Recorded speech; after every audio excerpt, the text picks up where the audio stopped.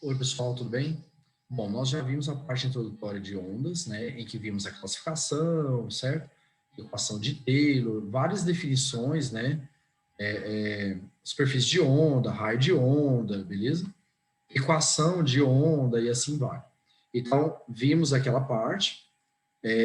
Depois nós vimos a utilização de cada onda eletromagnética. Então, falamos sobre o espectro, vimos para que serve cada um. E agora nós vamos ver os fenômenos ondulatórios, ok? Então vamos começar pelo fenômeno da reflexão e refração, certo? Pessoal, lá em óptica, nós já vimos reflexão e refração, né? Refletir de maneira simples, bater e voltar, né? É quando incide na superfície, retorna ao meio de origem, não é isso? E refratar, gente? Refratar é mudar de meio mudando de velocidade, certo? Bom, lá em óptica nós vimos a reflexão e a refração para a luz. Agora nós vamos ver para ondas em geral. Vamos começar por um caso em particular, que é o da onda em corda. Onda em corda, certo? Então vamos lá, gente. Vamos supor que você tem uma corda, e aí você vai gerar um pulso nela. Esse pulso que vem aqui é o chamado pulso incidente, tudo bem? E vamos supor que a extremidade da corda esteja presa, tá? A corda está amarrada, tá bom? Aí vamos lá. Você gerou o pulso, aí o pulso vem. Quando ele chega ali, ele bate e volta, né? Pessoal, ele vem por cima, aí ele vai puxar a parede para cima, e a parede, por reação, vai jogar o pulso para baixo. Então, a gente vai perceber que o pulso vem por cima e volta por baixo. Esse aqui é o pulso incidente, e aquele ali é o pulso refletido, certo? Como o pulso refletido veio ao contrário, a gente fala que houve uma inversão de fase.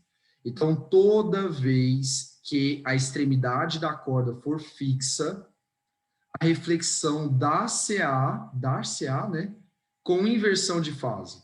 Tudo bem? Agora, se a extremidade for livre, aí não vai acontecer nada. Pulso incidente vem, toca e volta. Normal. Então, pulso incidente, pulso refletido, sem inversão de fase, ok? Você tem decorado mesmo. Decorado mesmo não tem outro jeito. Bom, agora vamos falar da refração em cordas. Refratar é mudar de meio mudando de velocidade. No caso das cordas, seria mudar de corda, não é isso? Mudar de corda. Então, gente, vamos supor que você tem uma corda fina presa a uma corda grossa, tudo bem? Aí você gera um pulso, olha ele aqui, ó. O nome daquele pulso é incidente. Quando ele chegar bem ali na divisa, ele agora vai mudar, né? Como é que é chamado o pulso que segue, aquele que mudou de corda? Você pode chamá-lo de refratado, né? Porque mudou de meio, mudando de velocidade. Ou você pode chamá-lo de transmitido, porque tem gente que fala assim, foi transmitido para outra corda, tudo bem? Ô, gente, não sei se vocês lá em ótica, espero que sim. Toda vez que a luz refrata, o que uma parte faz? Uma parte reflete. Então, você pode reparar que uma parte volta, tá vendo? Então, vai, aí uma parte refrata e a outra parte volta. Não é assim? Tudo bem? O que foi que aconteceu com o pulso refletido? Ele inverteu a fase, não foi? Veio por cima, voltou por baixo. Porque a extremidade, a corda fina, desculpa, quando ela está presa à a corda grossa, ela atua como se fosse uma extremidade fixa. Então, ela joga a fina para baixo. Tudo bem? Beleza? Pessoal, professor, como é que você tem certeza que isso daí é uma refração? Porque para refratar, não basta mudar de meio, tem que mudar de velocidade, né? Como é que você sabe? Gente, eu sei que isso daí é uma refração, eu sei que mudou de velocidade, e não só mudou de meio, mas também mudou de velocidade, porque as cordas, elas têm densidades lineares diferentes, é ou não é verdade? Densidades lineares diferentes, diferentes mi's, não é isso? E de acordo com a equação de Taylor, se muda o mi, muda a velocidade. Então, quando o pulso vai e muda de corda, ele mudou de meio, mudou de velocidade, então ele refratou, tudo bem? Beleza? E com essa ressalva, o refletido inverteu a fase, porque a corda grossa atua como extremidade fixa. Agora, o refratado, vocês viram o que aconteceu com ele? Nada. O pulso incidente veio por cima, o refratado continuou por cima. Então, reparem que não houve inversão de fase para o refratado, certo? Tudo bem? Gente, de acordo com a relação de Taylor, velocidade é raiz quadrada da tração sobre o Mi, né? Então, aquela corda que tiver o maior Mi, ou seja, a corda mais grossa, terá a menor velocidade, não é isso? Certo? Então, na corda mais grossa, a velocidade é menor. Vocês podem reparar que o pulso, ele fica mais lento aqui, ó. Né? O pulso fica mais lento quando muda de corda, ok? Tudo bem? Então, beleza. Vamos lá. Agora vamos fazer o contrário. O pulso gerado na corda grossa indo para a corda fina. Gente, aqui está o pulso incidente, né? Aí uma parte refratou, pulso refratado ou transmitido. E toda vez que refrata, o que uma parte faz? Uma parte reflete, não é assim? Certo? Então, uma parte volta. Tá bom? Olha só. Percebam que o pulso refratado não inverteu a fase de novo. Olha lá, ó. Puf, veio por cima, continuou por cima. Já o pulso refletido não inverteu a fase também. Porque quando você vai da grossa para fina, a corda fina, ela não consegue jogar a grossa para baixo. É como se fosse uma extremidade livre. Então, não vai haver inversão de fase para o pulso refletido, tá bom? Por favor, gravem isso. Todo pulso refratado é sem inversão de fase. Não inverte a fase na refração. Agora, o refletido, a resposta é depende. Se for da fina para a grossa, inverte a fase e volta. Se for da grossa para a fina, não inverte a fase e volta, tá bom? Beleza?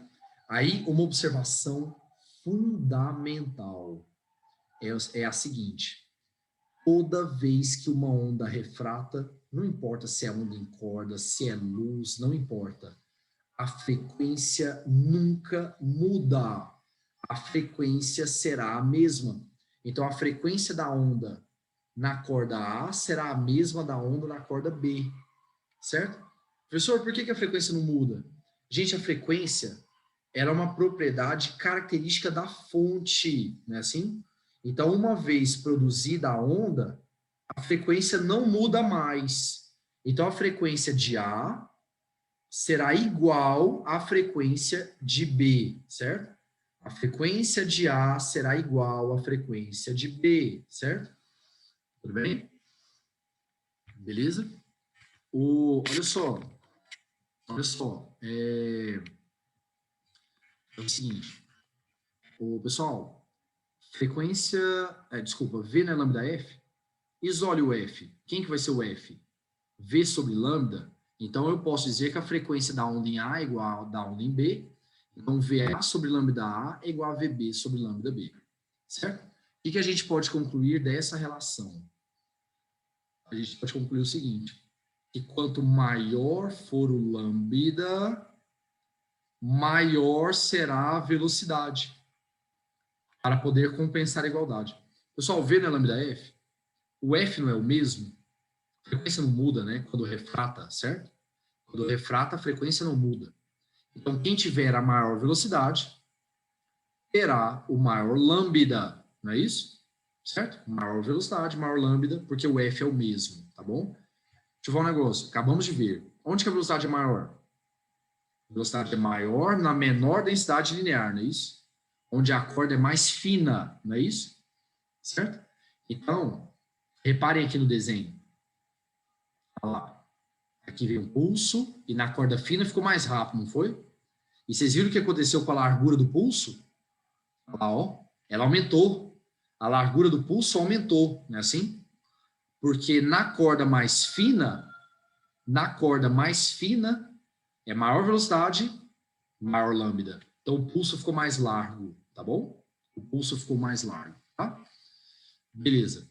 Professor, e com relação à amplitude, hein? Eu percebi que a amplitude muda, né? Muda mesmo, muda mesmo. Eu vou comentar aqui, mas eu nunca vi vestibular perguntar isso. Então, eu acho que, de certa forma, é um pouco exagero, tá? Vou falar mais para minha consciência ficar leve mesmo. Sobre o pulso, sobre a amplitude do pulso refletido, não tem o que discutir. Olha a fórmula.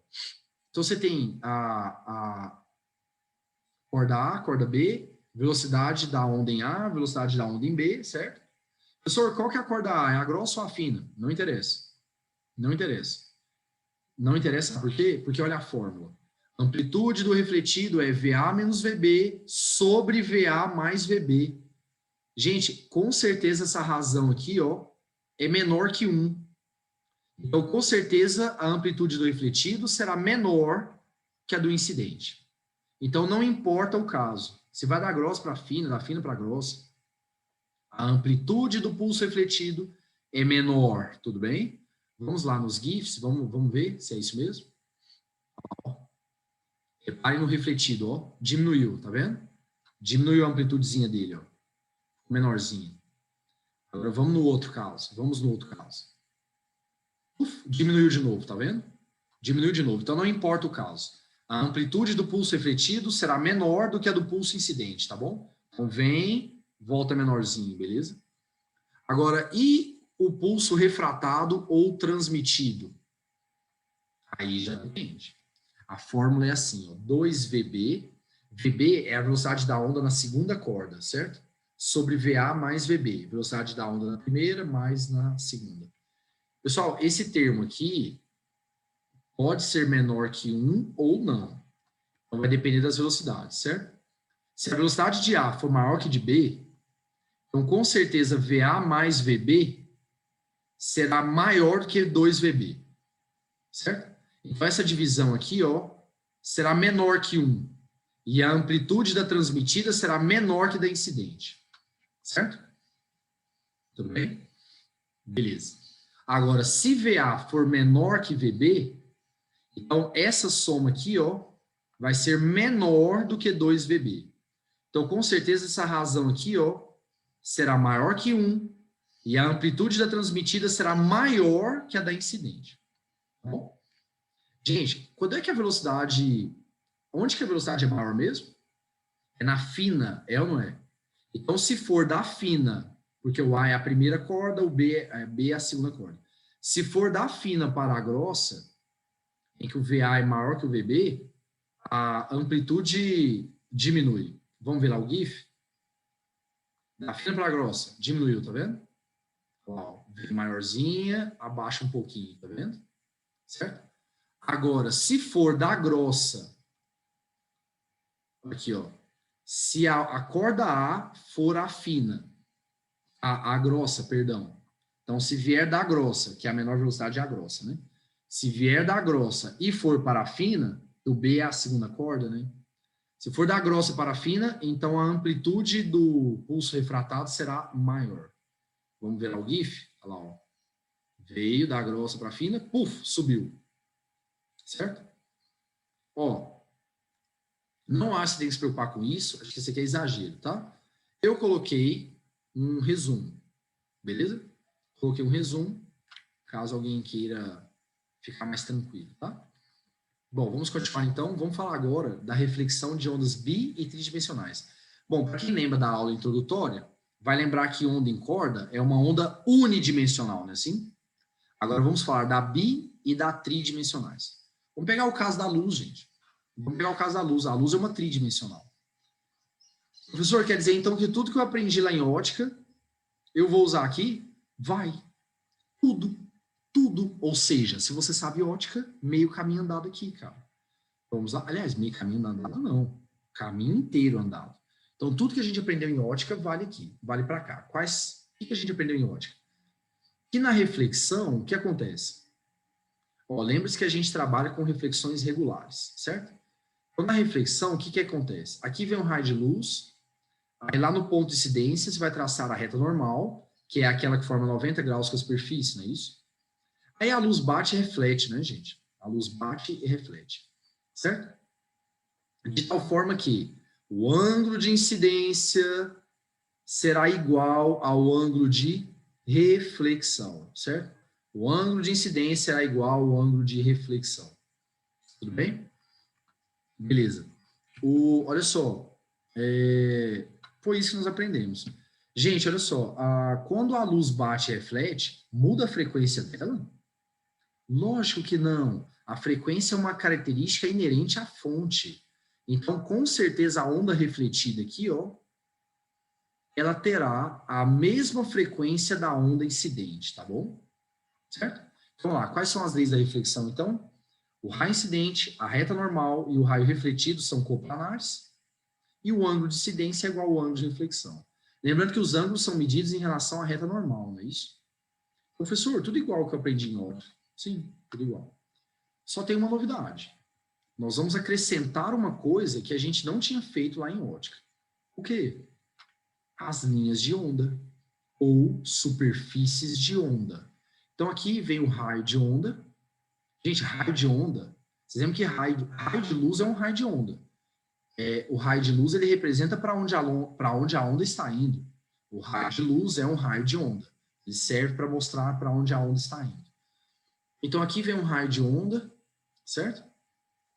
E aqui eu marquei algumas linhas de onda, que são as linhas que representam os pontos que oscilam juntos.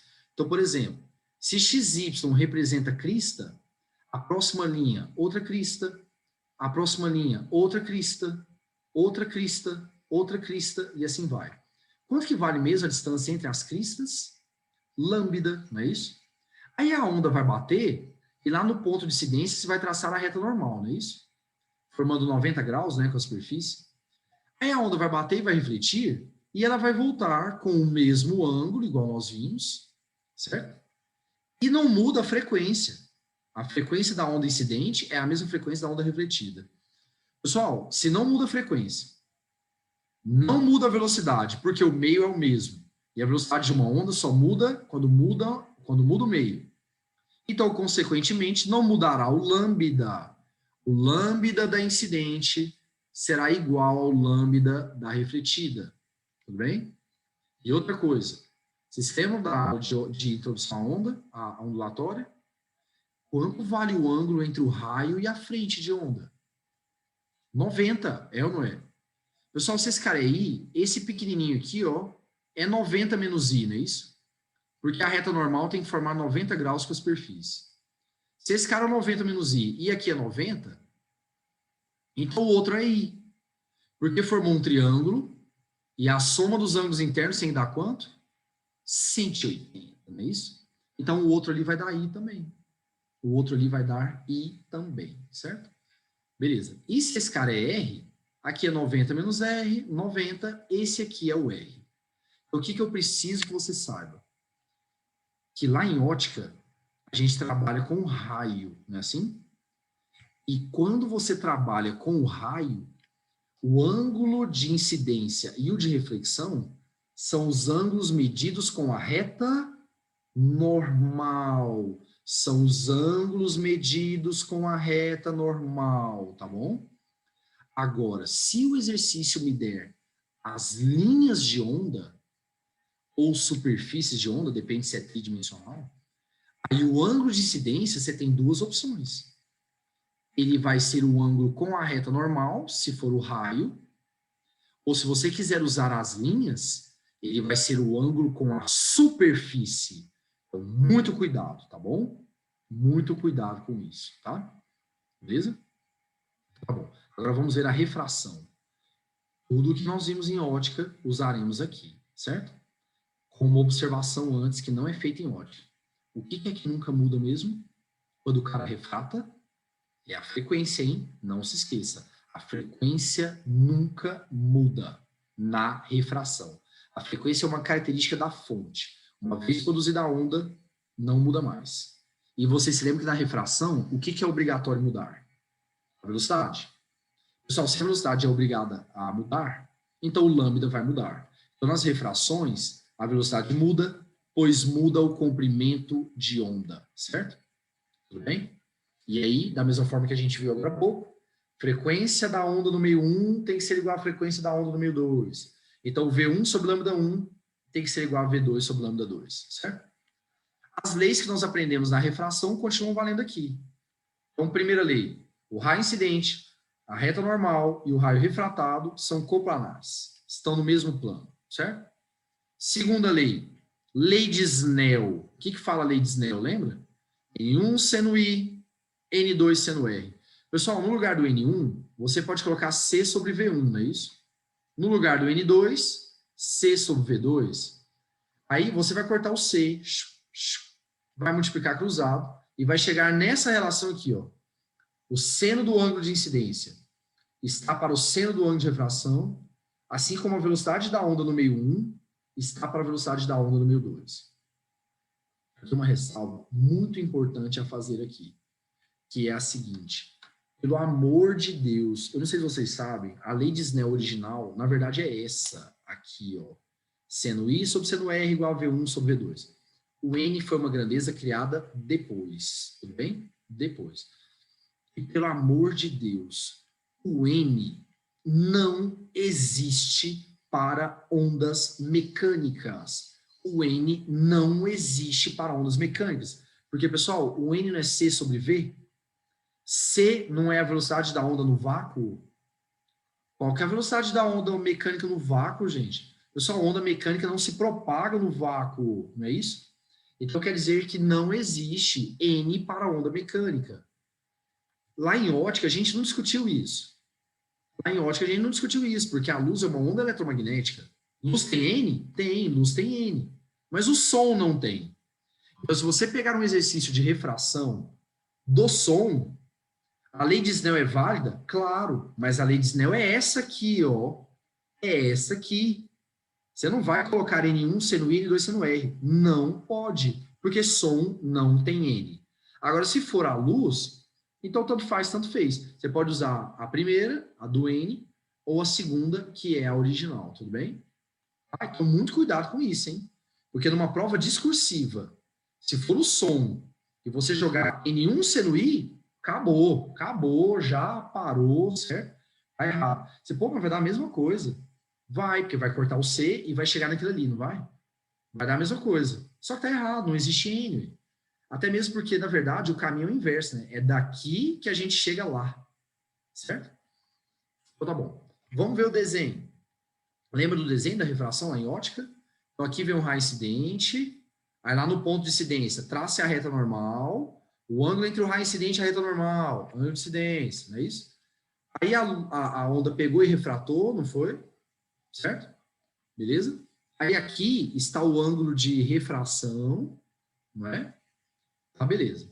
Gente, nesse nosso caso aqui, vocês viram que a onda, ela aproximou-se da normal, não foi? Vocês lembram lá de óptica? Quando é que aproxima da normal? Quando vai do menos para o mais, não é isso?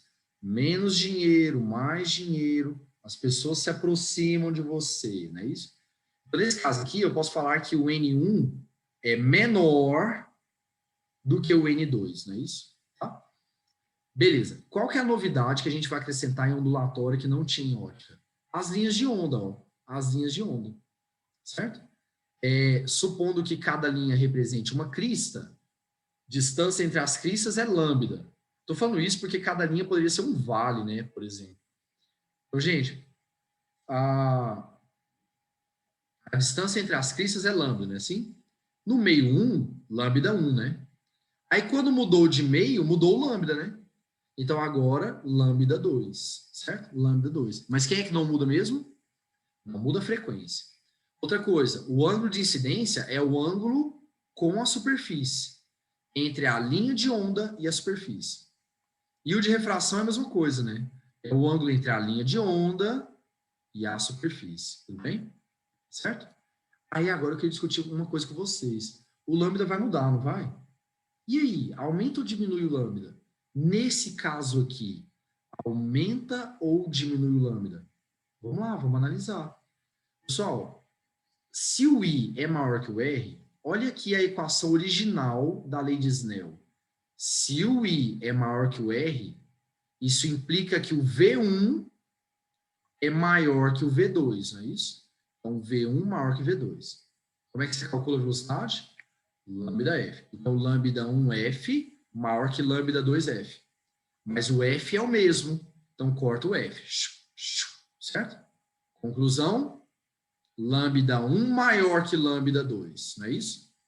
Então, nesse caso aqui, quando a onda se aproximou da normal, o lambda diminuiu, certo? O lambda diminuiu. As linhas de onda se aproximaram. Inclusive, esse é um macete que a gente usa para não ter que ficar demonstrando isso toda hora. Qual que é o macete? O macete é assim, ó.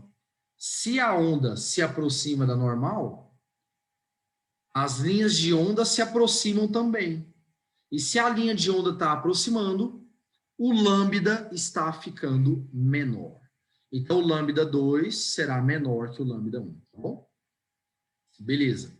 Vamos ver, então, vamos fazer agora uns exercícios para a gente poder treinar tudo que nós vimos até agora. Essa primeira questão cai no Federal de Juiz de Fora, em 2015. Aí ele fala assim: uma corda de comprimento L igual a 10 metros tem fixas ambas as extremidades. No instante t igual a 0, um pulso triangular inicia-se em x igual a 0. Então, gente, produz o pulso bem aqui, né? Atingindo o ponto x igual a 8, no instante t igual a 4. Então, o pulso é produzido, aí ele anda 8 metros em 4 segundos. Com base nessas informações, faça o que se pede. Letra A, determine a velocidade de propagação do pulso. Letra A é muito fácil, cara. Muito fácil. O movimento é uniforme? A velocidade é ΔS sobre ΔT, certo? Quantos metros o cara andou? 8. Em quanto tempo? 4 segundos. A velocidade é 2. E se errar, ó, já sabe. É hora de dar tchau. É hora de dar tchau. É hora de dar tchau. Não, assim. Sim, tá fora.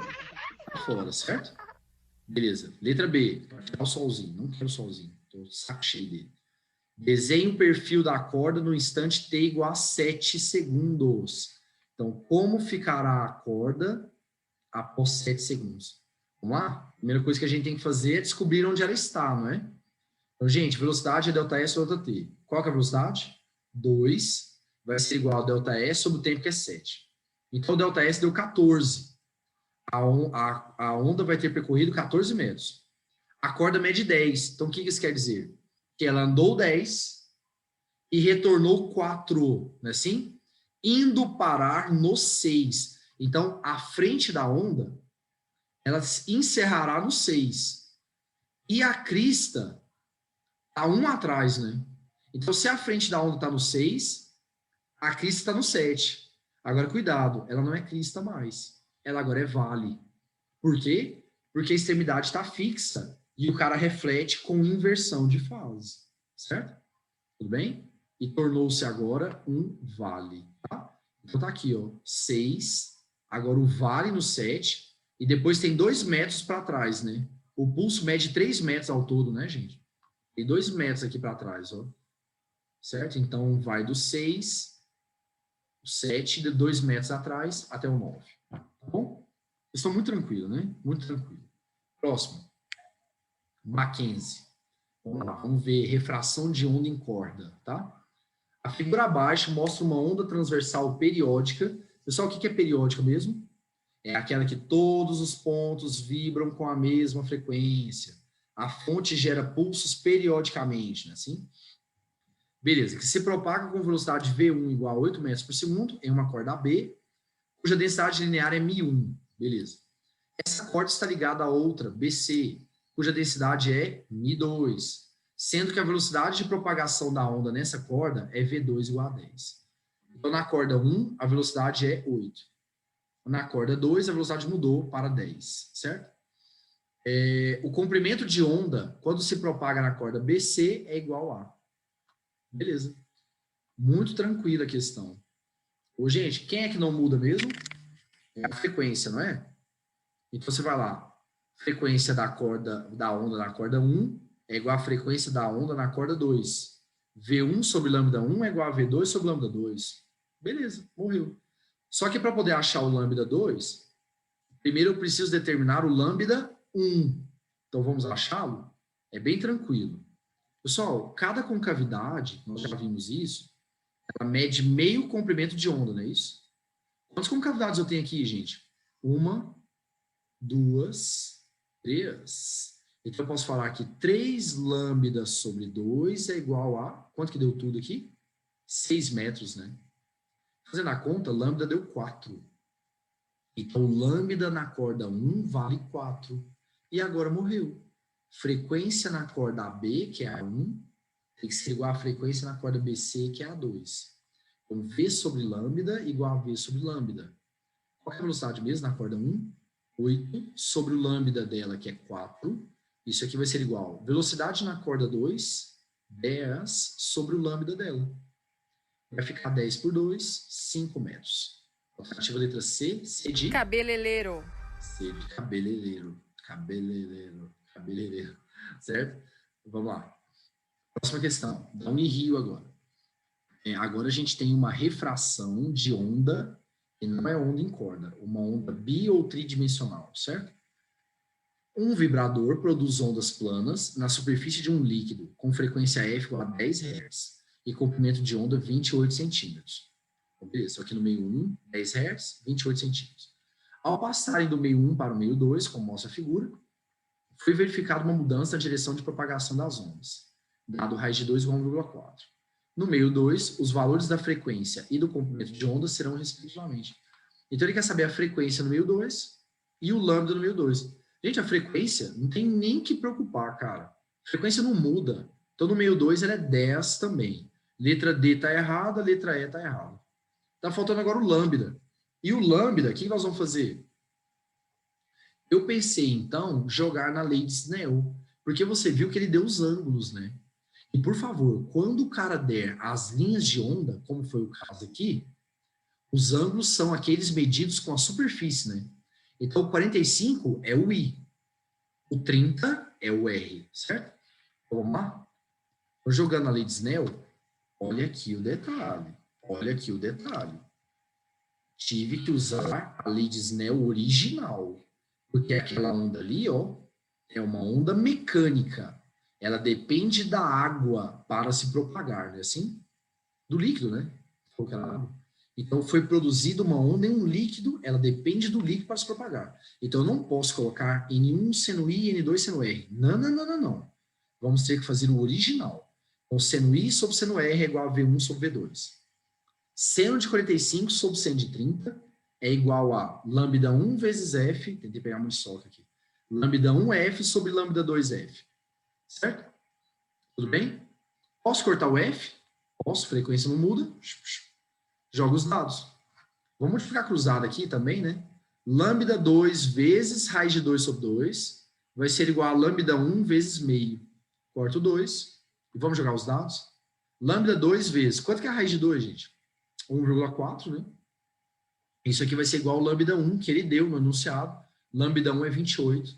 Então, lambda 2 vai dar 20 centímetros. Tudo bem? Alternativa letra B. B de quê? Vassoura. B de vassoura, certo? Tudo bem? Então, vamos lá. Pessoal, um comentário aqui. Quando ondas, mesmo não mudando de meio, passam de regiões profundas para regiões rasas, ocorre uma mudança na velocidade delas. Isso até está no material, lá na parte introdutória, mas eu pulei, porque eu não vejo necessidade. Eu acho que aquilo ali é demais. É uma fórmula que é assim: velocidade é raiz quadrada de GH, em que o H é a profundidade. Então, para ondas na superfície de um líquido, a profundidade altera ou não a velocidade? Altera. E eu não tenho que saber aquela fórmula não, tá bom? Se a profundidade for menor que meio lambda ou maior que meio lambda, isso muda a velocidade. Então, o que vai acontecer? O que a gente vai perceber? Nós vamos perceber que quando uma onda passa de uma região profunda para uma região rasa, ocorre uma mudança na velocidade. E mudar a velocidade é considerada refração. Ah, mas não mudou de meio. Não importa, gente. O que define mesmo refração é uma onda propagando se de repente mudou de velocidade. Normalmente, essa mudança de velocidade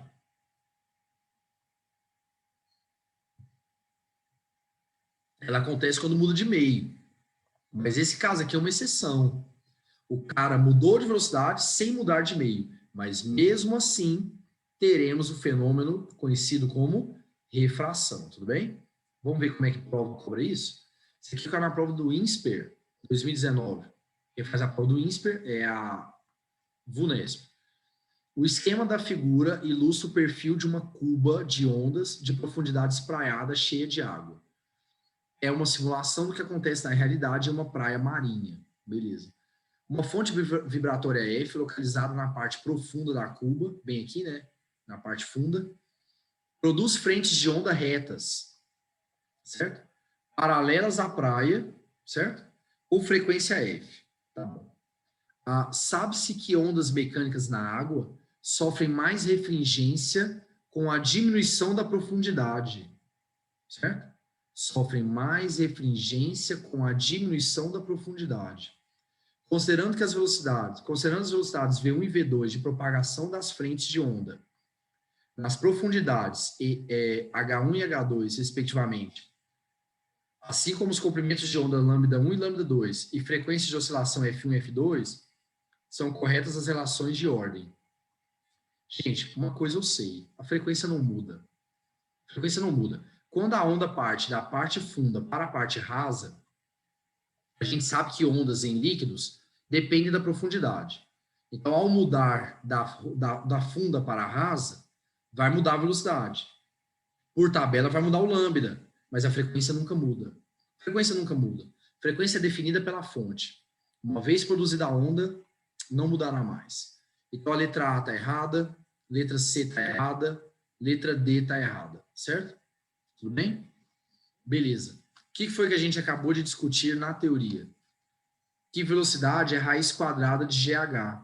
Ou seja, quanto menor a profundidade, menor é a velocidade. A profundidade ali em 2 é menor. Então, V2 é menor que V1. Tudo bem? Certo? Por enquanto, não deu para eliminar ninguém, né? Certo? Então, agora vem a hora do lambda. Pessoal, V não é lambda F? Se o V2 é menor e a frequência não muda, quanto menor o V, menor o lambda. Então, o lambda 2 será menor também. Então, V2 menor que V1, lambda 2 menor que lambda 1. Certinho? Tudo bem? Tudo tranquilo? Só aproveitar, então aqui a resposta certa é a letra B, tá? Deixa eu só aproveitar o gancho aqui, vamos discutir um negócio aqui denunciado. Sabe-se que ondas mecânicas na água sofrem mais refringência com a diminuição da profundidade. Ele falou isso para quem não sabe a fórmula. O que é isso, sofre mais refringência? É que fica mais difícil propagar. É isso que ele está querendo dizer. Então, quando diminui a profundidade, fica mais difícil propagar, ou seja, a velocidade fica menor. É isso que ele está querendo dizer, tá bom? Certo? Beleza? Vamos continuar? Essa questão aqui caiu no EG, vestibular 2019, na prova de medicina, né? Um navio ancorado... Não, agora eu fiquei na dúvida, não sei se foi no de medicina ou no vestibular normal. Um navio ancorado utiliza um sonar para determinar a distância de seu casco até o fundo do mar. Pessoal, sonar e radar são a mesma coisa. Eles servem para detectar objetos. O que acontece? Envia a onda, aí a onda bate e volta, não é assim? O movimento da onda é uniforme, então a velocidade é ΔS sobre ΔT, não é isso? ΔS sobre ΔT. O cara vai e volta. Então, o ΔS é x mais x. ΔS é 2x. Morreu. Professor, qual que é a diferença entre radar e sonar? Opa! Apesar de os dois dispositivos servirem para a mesma coisa, o sonar usa som, que é uma onda mecânica. O radar usa micro-onda, que é uma onda eletromagnética.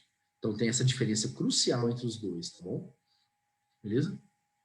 Bom, se o sonar emitir uma onda sonora, cuja frequência seja de 28 kHz e comprimento de onda de 0,05 metro, qual será o tempo em segundos gasto por esse sonar para detectar a profundidade de 1.680 metros do mar?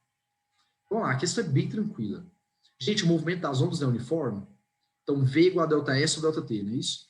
Certo? Só que a velocidade das ondas também é dada por lambda F. Então, o que a gente pode falar? Que lambda F é igual a delta S sobre delta T. Vamos lá, quanto que é o lambda? 5 vezes 10 a menos 2. Quanto que é o F? 28 vezes 10 a terceira, né? Que é kHz. Isso aqui vai ser igual a delta S. Pessoal, o que o som faz? Ele vai e volta. Então, 2 vezes 1680, dividido pelo tempo. Então, o tempo deu 2,4 segundos, alternativa letra B. Olha só.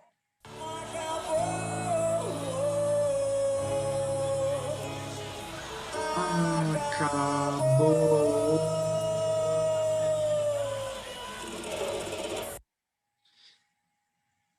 Quando você chegar lá fazer prova, você vai perceber que todo mundo que está pesquisando prova está usando abadá. Mas o que é isso? Foi porque a festa vai começar. É porque a festa vai começar, certo?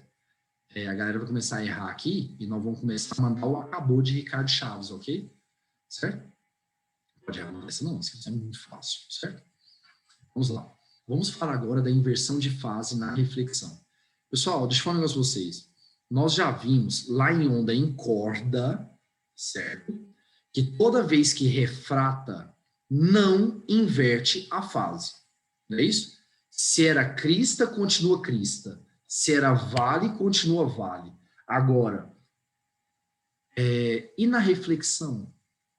Na reflexão, a gente viu que pode inverter a fase, né? Se for da fina para a grossa, inverte a fase. Se for da grossa para a fina, não inverte. Certo? Tá, isso é para onda em corda. E para as outras? E para as ondas tridimensionais, por exemplo? Então vamos lá. Pessoal, tanto as ondas eletromagnéticas quanto as ondas sonoras, por exemplo, podem ou não sofrer inversão de fase? Claro. O cara pode vir crista e voltar vale, é ou não é?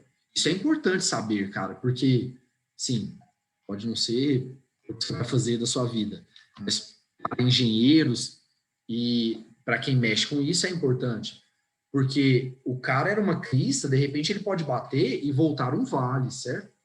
Ou pode bater e continuar uma crista. Então, isso é importante, certo? Como é que a gente faz, hein? Para saber se inverte a fase ou não. Vamos lá. No caso do som, vai inverter a fase toda vez que ele bater numa superfície fixa e voltar. Então, gente, o som vai lá, bate e volta, né? Refletiu, não é isso? No fenômeno da reflexão, pode ou não ocorrer inversão de fase? Pode, né?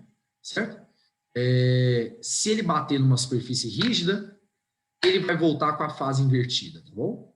Ele vai voltar com a fase invertida. Beleza? Agora, no caso de uma onda eletromagnética, como é o caso da luz, ocorrerá inversão de fase toda vez que ela for se propagando no meio A, aí do outro lado é o B, certo? Meio A aqui, meio B do outro lado. Vai inverter a fase toda vez que ela for se propagando no meio A, bater e voltar, então você vê que ela nem chega a ir para o meio B, tudo bem? Então ela vem se propagando no meio A, bate e volta, vai inverter a fase se a velocidade da luz no meio A for maior do que a que ela teria no meio B, certo? Então se VA for maior que VB, o cara bate e volta com a fase invertida, certinho? Tudo bem? E com relação à refração, professor, nunca inverte a fase. Na refração, nunca inverte a fase, tá bom? Certo? Nunca. Nem para onda em corda, nem para o som, nem para a luz, nem para ninguém, tá bom? E se você lembrar lá da aula introdutória, você vai lembrar que como é que a gente calcula a diferença de fase? Ela é um ΔX, em que o ΔX é a distância, né, entre os caras, certo? Que multiplica 2π sobre lambda. Em que 2π sobre lambda é o que nós chamamos de número de onda, não é assim? Aí vocês lembram o que foi que a gente aprendeu lá na parte introdutória? Se a diferença de fase entre dois pontos for um múltiplo inteiro de 2π, então é porque esses caras estão em fase, certo? Se a diferença de fase entre dois pontos for um múltiplo ímpar de π, é que esses caras estão em oposição de fase. Vamos ver como é que o vestibular cobra isso? FUVEST segunda fase, tudo bem? Vamos lá. Uma fonte sonora em repouso no ponto A da figura emite, num gás, ondas esféricas de frequência 50 Hz e comprimento de onda 6 metros, tudo bem? Gente, reparem, é o som, tá bom? É o som, hein? Tá. E comprimento de onda 6 metros que se refletem em uma parede rígida. Olha a palavra, parede rígida. Beleza. Considere o ponto B da figura e as ondas que se propagam entre A e B diretamente, sem reflexão, e refletindo-se na parede. Então tá aqui a figura, ó, gente. Você tem uma fonte produzindo som, aí você tem um som que vai direto de A para B, e você tem um outro som que vai vir, vai bater na parede, refletir e chegar em B, certo? Tudo bem? Determine letra A velocidade de propagação dessas ondas. Nossa, a letra A é ridícula, né? A letra A é o item, pelo amor de Deus, não tire 0. Então, vamos lá. V igual a lambda F. Vamos lá. Qual que é o lambda? 6. Qual que é a frequência do som? 50 Hz. Quanto que deu a velocidade? 300. Acabou. 300 metros por segundo. E a letra A, pelo amor de Deus, hein? Se errar, acabou. Inclusive, eu estou gravando essa aula hoje. Hoje é terça. Tem Masterchef daqui a pouco. E eu, se eu não puder assistir, provavelmente não, vou gravar, certo? Porque eu gosto demais. Gosto demais. Vamos lá. Letra B. A diferença entre os tempos de propagação das duas ondas entre os pontos A e B. Então, gente, o que nós vamos ter que fazer na letra B? Calcular quanto tempo que a onda direta leva para ir, calcular quanto tempo que a onda refletida leva para ir, certo? Bem? Vamos lá, vamos começar pela onda direta. A onda direta é bem fácil, né? O movimento do som é uniforme, V igual a ΔS sobre ΔT. Quanto que vale a velocidade? 300. Qual que é a ΔS direta aqui, gente? 30 metros, ó. Dividido pelo tempo. Então, o tempo deu 0,1, tá bom? Beleza, encontramos o tempo, 0,1. Agora, vamos para a onda refletida agora. Essa aqui vai dar mais trabalho. Vamos fazer o desenho dela. A gente sabe que em toda reflexão, o ângulo de incidência tem que ser igual ao ângulo de reflexão, não é isso? Então, eu tracei aqui o raio de onda. Então, tá lá, veio, bateu, refletiu.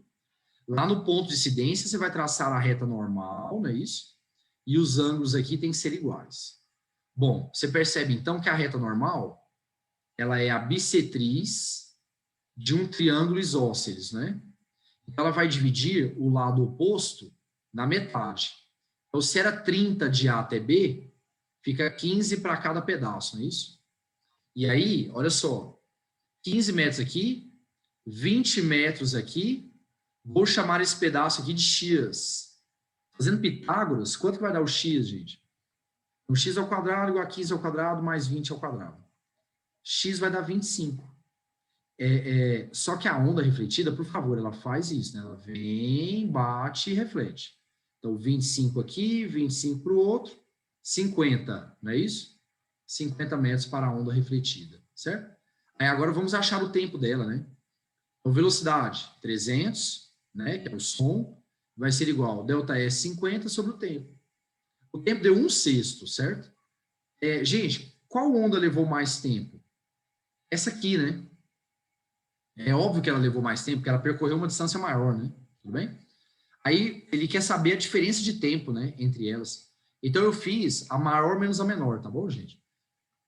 Tempo da refletida menos o tempo da direta. 1/6 menos 0,1. 0,1 é 1/10, não é isso? Tira o mínimo é 30. Então, fazendo a conta, deu 1 sobre 15. Então, essa é a diferença de tempo entre elas. 1 sobre 15.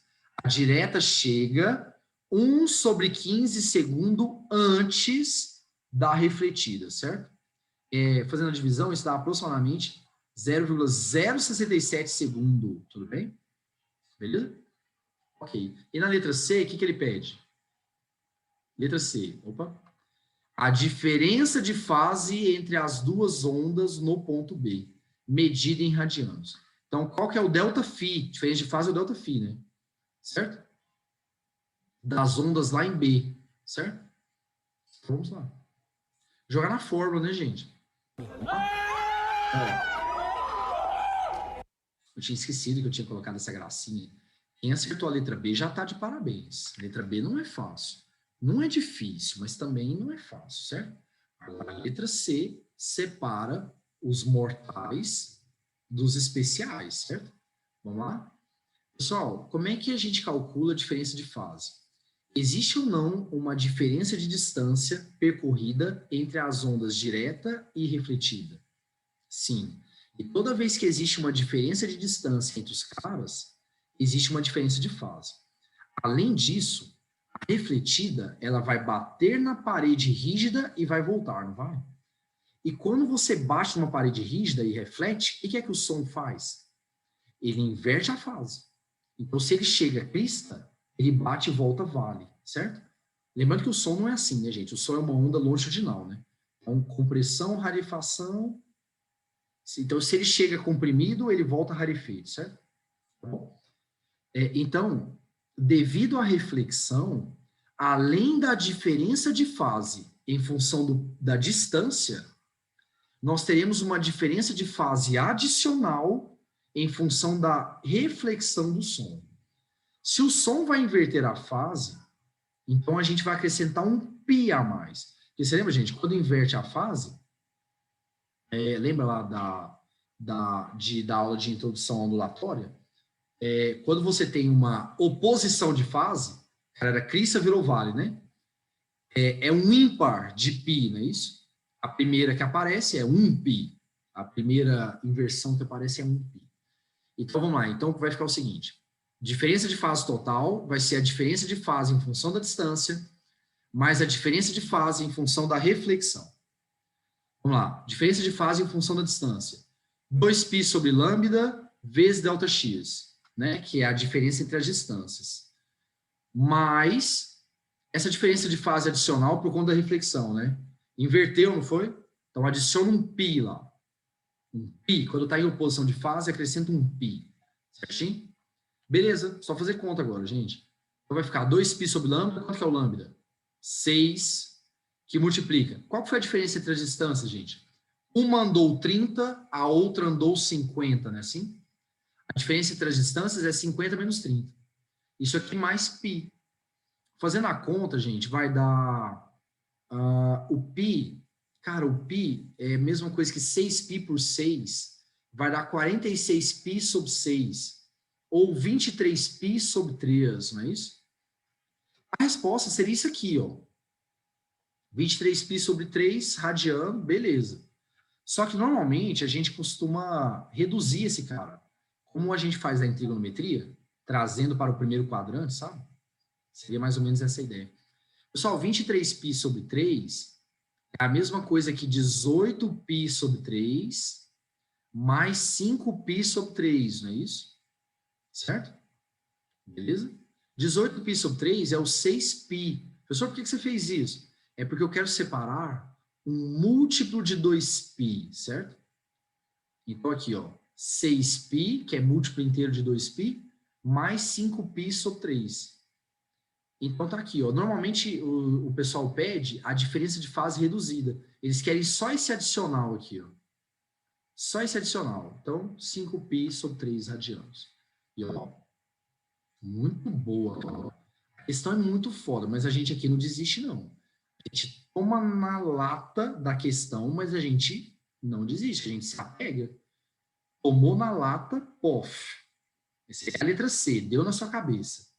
Mas você não desiste, não. Você gruda e não desiste. Você pega o que vier. O fiscal vem lá tomar sua prova, né? Você gruda nele. Não vai pegar. Não vai pegar, certo? Não vai pegar. Sai daqui. Sai daqui, cara. Não vai pegar minha prova. Tudo bem? Beleza?